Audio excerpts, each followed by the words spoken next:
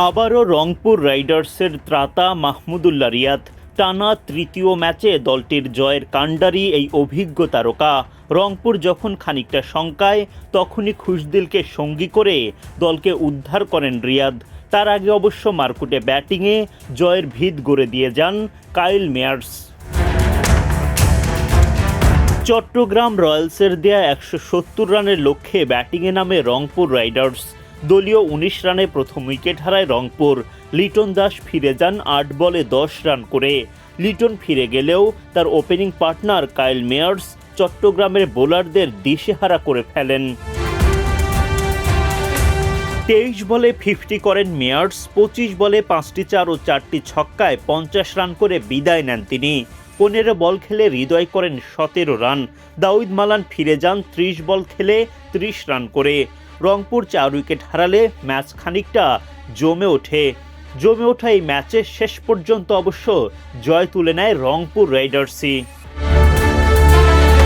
সোমবার বিপিএলে দিনের দ্বিতীয় ম্যাচে মুখোমুখি হয় রংপুর রাইডার্স ও চট্টগ্রাম রয়্যালস।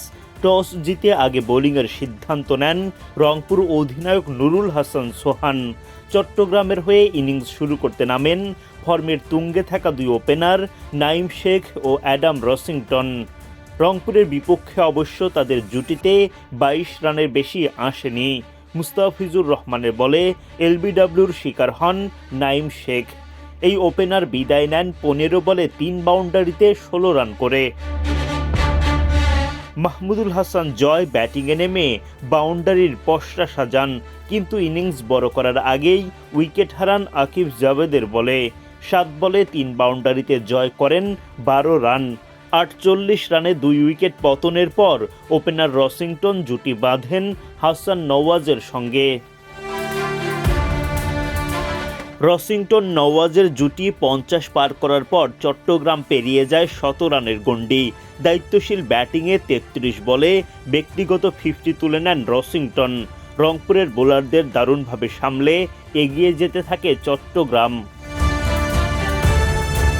রাকিবুলের বলে উইকেট হারান রসিংটন। ৪১ বলে ৬-৪ ২ ছক্কায় করেন ৫৮ রান। তার গড়ে দেয়া ভিতের সাথে হাসান নওয়াজের লড়াকু ব্যাটিংয়ে চট্টগ্রাম রয়্যালস পায় চ্যালেঞ্জিং টোটাল।